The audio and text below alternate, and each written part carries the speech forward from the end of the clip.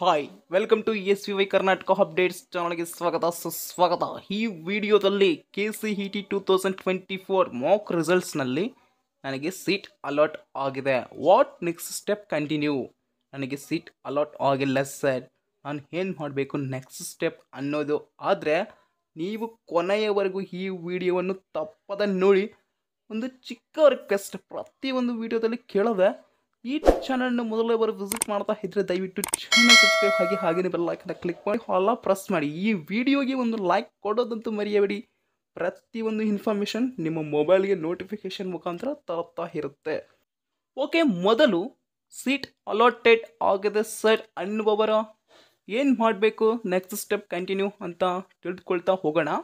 ಈಗ ವಿದ್ಯಾರ್ಥಿಗಳು seat allotted ಆಗಿರುತ್ತೆ, ನನಗೆ ಇದು ಸೀಟ್ ಇಷ್ಟ ಇಲ್ಲ, ಈ ಬ್ರ್ಯಾಂಚ್ ಈ ಕಾಲೇಜ್ ಇಷ್ಟ ಇಲ್ಲ ಅಂದರೆ ಪ್ರಿಯಾರಿಟಿ ವೈಸ್ ಚೇಂಜ್ ಮಾಡ್ಕೊಳ್ತಾ ಹೋಗೋದು ನನ್ನ ಮಾತು. ಓಕೆ, ಫಸ್ಟ್ ಪ್ರಯಾರಿಟಿ ಓಕೆ ಆಗಿದೆ, ಅದನ್ನು ಲಾಸ್ಟ್ 10 ಪ್ರಯಾರಿಟಿ ಮಾಡೋದು. 10 ಪ್ರಯಾರಿಟಿ ಈಗ ಇಷ್ಟ ಇದೆ ನನಗೆ, ಅದನ್ನು ಹೇಗಾದರೂ ಮಾಡಿ ಫಸ್ಟ್ ಪ್ರಯಾರಿಟಿನಲ್ಲಿ ಇಡೋಣ ಅಂತ ನಿಮಗೆ ಉದ್ದೇಶ ಇದ್ದರೆ ದಯವಿಟ್ಟು ಈ option entry 14 August 2024 night last and final time ಆಗಿರುತ್ತೆ.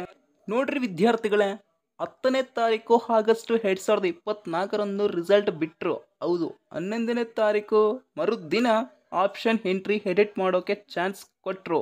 ಅದು 4 ದಿನ, 14 ಆಗಸ್ಟ್ 2024 ರಾತ್ರಿ 12 ಗಂಟೆಯ ಒಳಗಡೆ ಆ ಲಿಂಕ್ ಕ್ಲೋಸ್ ಆಗುತ್ತೆ. ಅದಕ್ಕೋಸ್ಕರ ಬೇಗನೆ ನಿಮಗೆ ಏನಾದರೂ ಚೇಂಜ್ ಮಾಡೋ ಉದ್ದೇಶ ಇದ್ದರೆ, ಇಲ್ಲಪ್ಪ ಇದು ನನಗೆ ಸ್ವಲ್ಪ ಕಷ್ಟ ಆಗುತ್ತೆ, ಇಂಟ್ರೆಸ್ಟ್ ಇರಲ್ಲ ಈ ಬ್ರಾಂಚು, ಹೇಗಾದರೂ ಚೇಂಜ್ ಮಾಡಿಬಿಡೋಣ, ಹೀಗೆ ಮತ್ತೆ ಮುಂದೆ ತಿಪ್ಪಲು ಬೀಳೋದು ಬೇಡ ಅಂತ ಅನಿಸಿದರೆ ಈಗಲೇ ಚೇಂಜ್ ಮಾಡಿ. ಓಕೆ, ಇನ್ನೊಂದು ಸೀಟ್ ಅಲಾಟ್ ಆಗಿರುವ ವಿದ್ಯಾರ್ಥಿಗಳಿಗೆ ಮುಖ್ಯವಾದ ಮಾಹಿತಿ ಏನಪ್ಪ ಅಂದರೆ, ಎಡಿಟ್ ಆಪ್ಷನ್ ನಂತರ ಮಾಕ್ ಅಲಾಟ್ಮೆಂಟ್ ರಿಸಲ್ಟ್ಸ್ ಫೈನಲ್ ಆಗುತ್ತೆ, ನಂತರ ನಿಮಗೆ ಚಾಯ್ಸ್ ಎಂಟ್ರಿ ಇರುತ್ತೆ.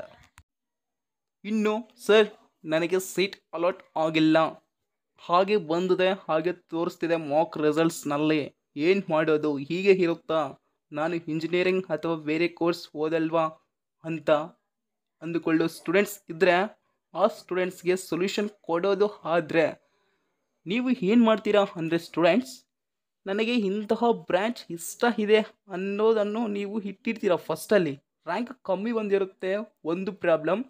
ಇನ್ನೊಂದು computer science, electronic and communication ಇಂಥದ್ದು ಫಸ್ಟ್ ಪ್ರಯಾರಿಟಿ ಸೆಕೆಂಡ್ ಪ್ರಯಾರಿಟಿ ಇಡಬಾರ್ದು. ಏಕೆಂದರೆ ಈ ಕೋರ್ಸಸ್ ನಿಮಗೆ ಸಿಗೋದು ಭಾರಿ ಕಷ್ಟ. ಆದ್ದರಿಂದ ಮೆಕ್ಯಾನಿಕಲ್ ಇಂಜಿನಿಯರಿಂಗ್, ಸಿವಿಲ್ ಇಂಜಿನಿಯರಿಂಗ್ ಮತ್ತು IT ಇನ್ನೂ ಹಲವಾರು ಇದ್ದಾವೆ, ಅವರನ್ನು ಇಡಿ ಪ್ರಿಯಾರಿಟಿ ವೈಸ್. ಓಕೆ, ಯಾವುದಾದ್ರೂ ಕನ್ಫರ್ಮ್ ಇಂತಹದ್ದೇ ಬರುತ್ತೆ, ನನಗೆ ಸೀಟ್ ಅಲಾಟ್ ಆಗುತ್ತೆ ಅನ್ನುವ ಉದ್ದೇಶದಿಂದ ಇಡ್ರಿ, 100% ಸೀಟ್ ಸಿಕ್ಕೇ ಸಿಗುತ್ತೆ.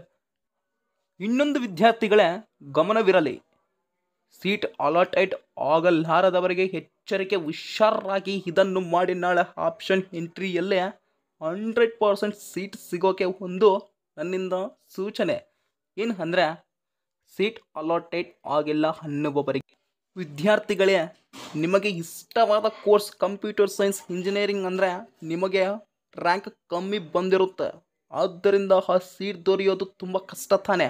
ಅದಕ್ಕೆ ಮೆಕ್ಯಾನಿಕಲ್ ಇಂಜಿನಿಯರಿಂಗ್ ಅಥವಾ ಸಿವಿಲ್ ಇಂಜಿನಿಯರಿಂಗ್ ಇಷ್ಟ ಇಲ್ಲದೇ ಇದ್ದರೂ ಸ್ವಲ್ಪ ಹೇಗಾದರೂ ಕಷ್ಟಪಟ್ಟು ಪ್ರತಿಯೊಂದು ಕೋರ್ಸನ್ನು ಓದಲೇಬೇಕು ತಾನೆ.